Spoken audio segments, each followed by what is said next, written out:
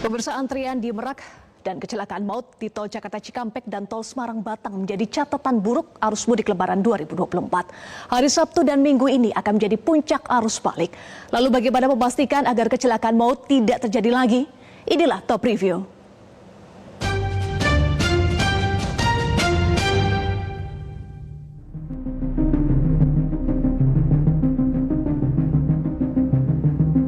Sabtu sore ini pemudik dari arah Jawa Tengah mulai kembali ke Jakarta. Kakor Lantas Polri Irjen Aan Suhanan dan Menhub Budi Karya Sumadi membuka rekayasa lalu lintas sistem satu arah atau one way. Rekayasa lalu lintas one way atau satu arah diberlakukan dari gerbang tol Kalikangkung, kilometer 414 hingga tol Cipali, kilometer 72.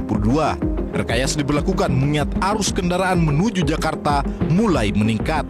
Sementara itu, dari arah Sumatera, sejumlah pemudik terlihat mulai menyeberang kembali untuk masuk ke Pulau Jawa melalui Pelabuhan Bakauheni, Lampung.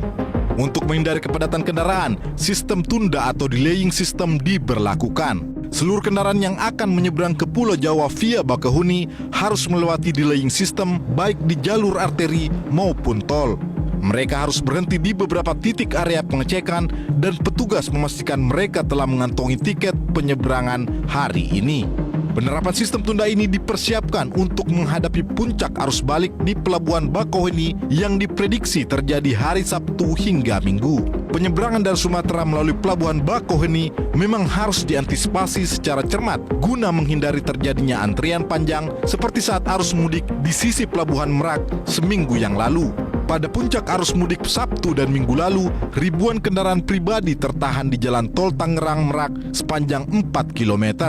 Selain itu juga terjadi antrian di sepanjang jalan Cikuasa Atas sepanjang 5 km menuju Pelabuhan Merak. Total antrian pemudik menuju Pelabuhan Merak sepanjang 9 km.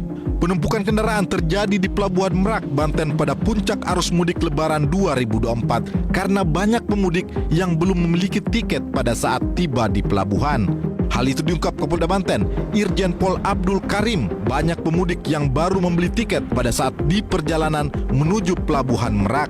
Hal inilah yang menyebabkan kemacetan baik di jalan tol maupun di jalan arteri menuju pelabuhan serta penumpukan di Pelabuhan Merak. Lakukan pembelian tiket pada saat sebelum berangkat menuju Merak, artinya dari rumah.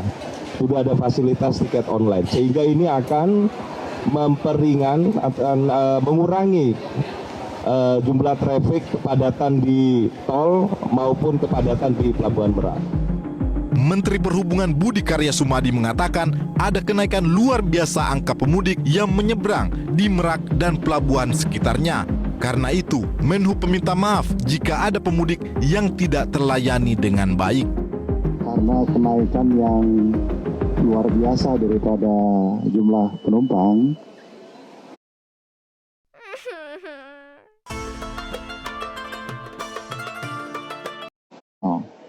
Oleh karenanya kami mohon maaf. Pengamat kebijakan dan transportasi Ajat Wiratma menilai sengkarut arus mudik di Pelabuhan Merak yang lalu karena sistem tiketing yang buruk serta koordinasi antara unit yang kurang baik. Karena itu, pada arus balik dua hal ini harus diperbaiki di sisi Pelabuhan Bakauheni. Hal yang pertama yang jadi masalah adalah sistem tiket. Kita tahu di lapangan banyak pemudik yang datang tanpa tiket, kemudian juga yang datang dengan tiket tidak sesuai dengan hari dan jamnya, yang membuat terjadinya penumpukan memang di luar prediksi. Pengelola juga tidak bisa memprediksi berapa jumlah kendaraan atau pemudik yang akan datang karena sistem tiket yang buruk.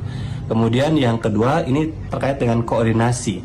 Di pelabuhan ini ada ASDP, ada kepolisian, ada Badan Pengelola Transportasi Darat yang kesemuanya ini punya urusan masing-masing, sehingga perlu ada satu koordinasi, ada satu komando yang akan mempercepat akselerasi pengambilan keputusan yang sangat dinamis. Sementara itu dari sisi timur terjadi kecelakaan maut di kilometer 58 Jalan Tol Jakarta Cikampek dan di kilometer 370 Jalan Tol Semarang Batang. Kecelakaan di kilometer 58 Jalan Tol Jakarta Cikampek menewaskan 12 orang dan 2 luka-luka. Kejadian pada Senin pagi itu bermula saat mobil Grand Max yang berada di jalur kontraflow arah Cikampek keluar jalur dan tertabrak bis Prima Jasa dari arah berlawanan. Selang 4 hari kemudian, tepatnya pada hari Kamis, kembali terjadi kecelakaan di ruas tol Semarang-Batang.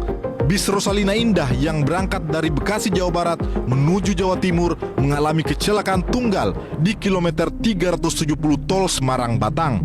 Bis masuk parit dan sempat terseret 150 meter. Kecelakaan ini mengakibatkan 7 orang meninggal dan 17 lainnya luka-luka. Dari laporan harian data Laka Lantas Operasi Ketupat 2024 Polri per Sabtu 13 April 2024, arus mudik tahun ini ada peningkatan jumlah korban jiwa dalam kecelakaan di tol dibanding tahun lalu. Polri mencatat pada periode 4-12 April 2024, jumlah kecelakaan di tol sebanyak 36 kasus dengan korban meninggal sebanyak 33 orang. Jumlah ini meningkat dari tahun sebelumnya, yaitu 19 orang. Sementara itu, kecelakaan non-tol juga mencapai 2.116 kasus dengan korban tewas 291 jiwa.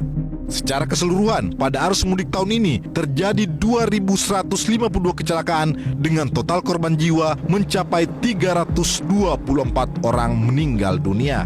Salah satu yang menjadi catatan dari manajemen arus mudik yang lalu adalah penerapan kebijakan kontraflow di jalan tol.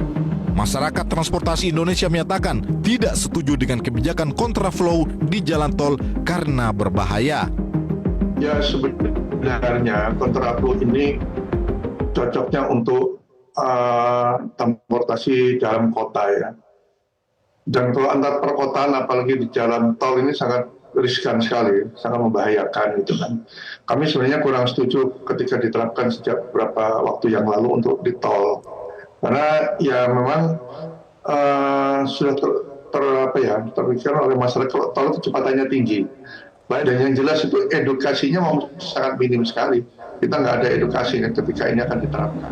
Sementara itu, pengamat kebijakan dan transportasi Ajat Wiratma menekankan pentingnya edukasi dan mindset keselamatan lebih utama dibanding kelancaran.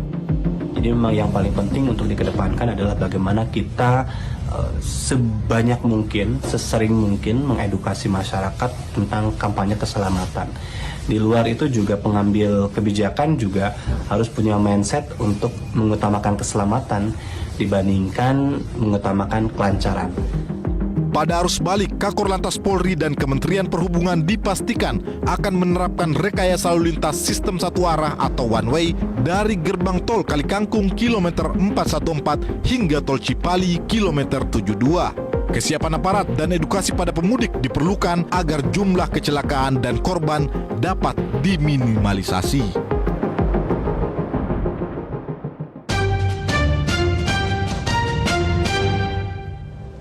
PDI